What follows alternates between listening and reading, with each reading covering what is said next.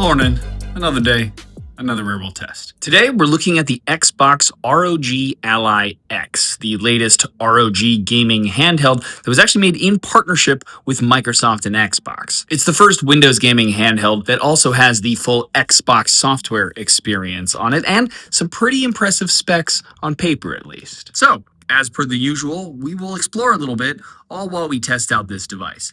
But first things first.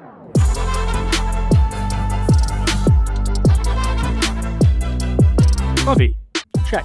And welcome to Coffee Check, which is my coffee shop and roastery that I opened over a year ago, which is nuts. But some recent updates. Firstly, we celebrated our 1 year in August, so that's fun. And then we finally got our first health inspection, and we got an A, which is a huge relief, and I'm happy that the baristas nailed that while I was out of town. And besides that, we've made a decision on what single origin beans we're going to use to replace our current espresso. And if you're familiar with the channel, you'll know that I finally roasted my first coffee here in the coffee shop, and I've used that to replace our drip. It is a single origin from the Cauca region of Colombia, and it's naturally processed. It's great. But I need to keep going, essentially, and replace all of the other coffees that we're currently buying wholesale with our own beans. And next up is the big one, espresso. Now, we finally made a decision on what single origin beans we're going to use to replace the espresso with, and I just received a bag of some that I can now start the process of roasting that until it's good enough to actually sell, and then I'll buy a lot more bags. Now, if you want to try my coffee, or any of the ones that I get from local roasters that I also happen to sell,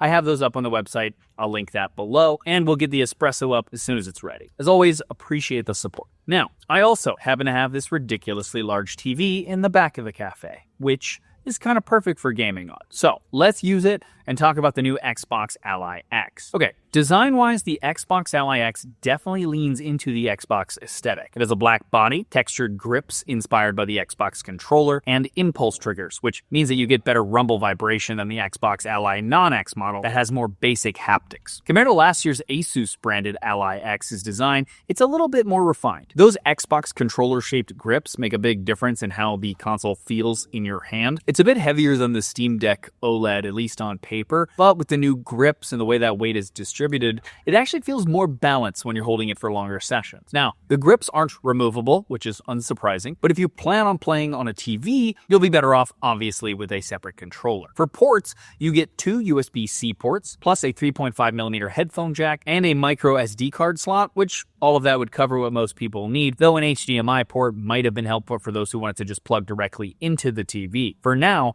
you'll need to use a dock or a USB-C adapter for that. As for the display, it's the same 7-inch IPS screen as the previous Ally and Ally X. It is bright enough though, and it has 120Hz refresh rate, which feels smooth. But when you compare it directly to the Steam Deck OLED, it looks a little flat. And for something that costs $1,000, it's a little disappointing not to see an OLED option, especially because it's the same screen that's on the cheaper Xbox Ally. Still, for gaming, the higher refresh rate and the FreeSync support make everything feel pretty snappy. Now, of course, with gaming comes snacking. And this is my Samsung Bespoke AI 4-door French door fridge and today's sponsor. And here are a few of my favorite features on it. Firstly, I don't know why, I'm such a sucker for an on-open door. It just feels so futuristic, and also it's useful if your hands are full. Now, something else I love about this fridge is just the design. It's modern, it looks good, and that's probably what gets most people to start considering a Samsung Bespoke fridge like it did me. The large 32-inch screen on the front is also useful for bringing information you might want to a place everyone will see it during the day, like calendars, photos, notes, and more. But also, I love just the simple whiteboard feature. Baristas and other friends leave fun little notes and drawings, and it just brings me a lot of joy. I also love this drawer, which is customizable so you can set it to a variety of different temperature settings, from a soft freeze to beverages and even wine. And lastly, the AI Vision Inside feature is getting better with time. Essentially, it has a tiny camera that knows what goes in and out of the fridge. It'll try and recognize things using AI, and for anything that it doesn't recognize, you can easily just tell it what it is and it'll recognize it from then on. And this enables 3 things that I think are great: inventory management, shopping lists, and recipes. An example of using all of those at once is that since the fridge knows what's inside of it, it can also keep track of inventory. You can then use that to find recipes based on what you have in your fridge, and even add things that you don't have to a shopping list, and then order them from your favorite grocery delivery app. Again, just feels like the future. Now, if you want to check out this fridge, I'll leave a link below to the best deal that I can find on it in the description below.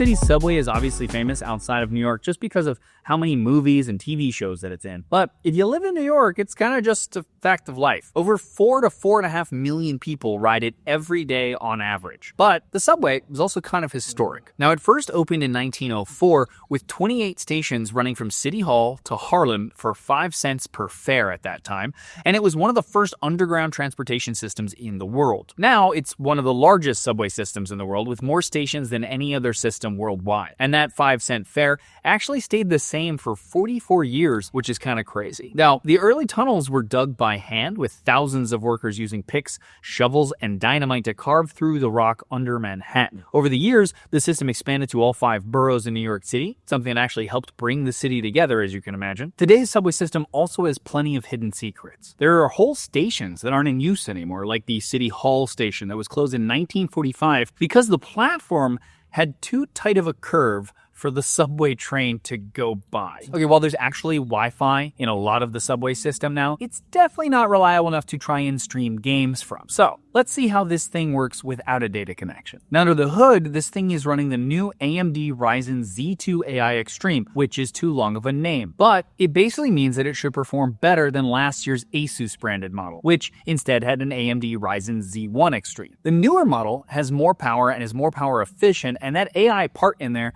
means that it has an NPU, or a processor specifically designed for running AI, which is something Microsoft probably wanted in here because they wanted to use the new gaming co-pilot feature that's in beta now to help you in a game, as it knows what game you're playing, as well as information about it and how it works, so you can actually ask it for help specifically about the game that you're in, which is kind of clever, and you can easily access it while in a game. Now, technically, this is the most powerful Windows handheld console out right now. It also comes with a decent-sized 1 terabyte of storage, and there's also an option for 2 terabytes, but it's not available at the time of me filming this. But you can also get third-party SSDs that some companies are now making specifically for the Xbox Ally consoles.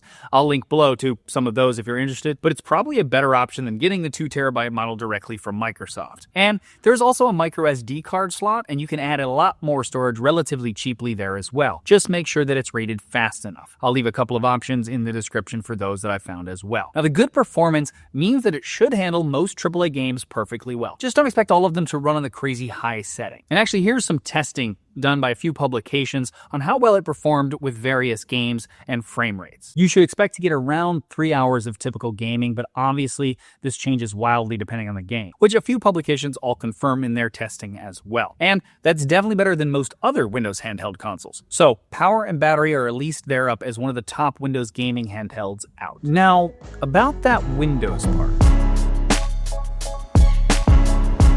Okay, we've finally made it to my destination, which tonight is the Owl Farm. It's a bar in the Park Slope area of Brooklyn that actually has 29 draft lines for different draft beer, cider, and wine. It first opened in 2012 during the kind of boom of craft beer spots here in New York, and it was actually built in the location of a former dive bar, and it still has some of that feel to it, but with a bit of an upgraded look. The thing I like about it is that it has this kind of cozy vibe, which this autumn weather is now making me crave exactly that. Now, the focus here really is on the drinks though, and there's no food, so probably don't come here on an empty stomach, but it's the perfect late night spot for after dinner, and hey, it's so cold out and nice in here. Let's end the night in here with some gaming and a beer. I mean, one of the most interesting things about this console is the software, because it's where this console in particular stands out. It ships with the Xbox full screen experience, which is a streamlined version of Windows that boots right away into a full screen version of the Xbox app and essentially doesn't load anything else, including Windows Startup. Now, you can still drop back into full Windows whenever you want, but you don't really ever need to, unless you want to change your PIN code or fingerprint or something. Also, doing so and then going back to the Xbox app will negate the benefits, as all of the processes will then be in the background again, so performance and battery life will be affected at least by a little bit. You can only fix this by rebooting the device and letting it take you back into that Xbox full screen experience again and not open the desktop. Something super nice though is that from the Xbox experience you can also load your other favorite game launchers like Steam and EA without having to go into Windows to install them and launch them like you would have before. They also will benefit from the Xbox experience perks too, again, so long as you don't open the desktop. desktop. You still have Armory Crate SE like the previous Xbox Ally consoles, where you can manage your performance modes, access your library, and even use this instead of the Xbox experience if you really wanted to, and tweak fan profiles and all sorts of other customizations. One issue I ran into and a lot of people are annoyed by is the fact that not every game supports Xbox Play Anywhere, which is the service that lets you play your games from your PC or Xbox that you already own on something like this Xbox Ally X. But technically, that's not Microsoft's fault. To work with Xbox Play Anywhere, the game has to first support the device that you want to play it on, and the developer of the game has to explicitly opt in to the Play Anywhere program. But even if it's not Microsoft's fault, it still means that you won't necessarily be able to play the games that you want to play through this feature unless they are supported. So all you really need to do is to check on games that you play a lot and absolutely want to play on the go before you buy something like this to make sure that they work with it. Otherwise, I found myself doing just fine using Game Pass and installing games onto the actual console itself, as I'm someone who has given up actual consoles in my house because I just travel too much and I'm never sitting still. I'm probably the best demographic for this device. Overall, the Xbox ROG Ally X gives you more performance, more ports, better ergonomics, deeper integration with Xbox, and better battery life than most others in this category. But it is also, there's no other way to put this, $1,000 for this model. Still, this might be the best overall Windows gaming handheld right now. It's probably not worth upgrading to it from any other relatively recent console, of course, but it might be a good choice for a first gaming console, especially if you're into Xbox already. I'd maybe just wait a little bit until some of the deals come out on it. And there you go. Let me know what you guys think of the Xbox Ally X in the comments below. Always appreciate hearing from you guys. Also, subscribe and ding the bell if you haven't already to get notified when I do new videos. In the meantime, though, I'm going to go back in and have one last beer. Good night.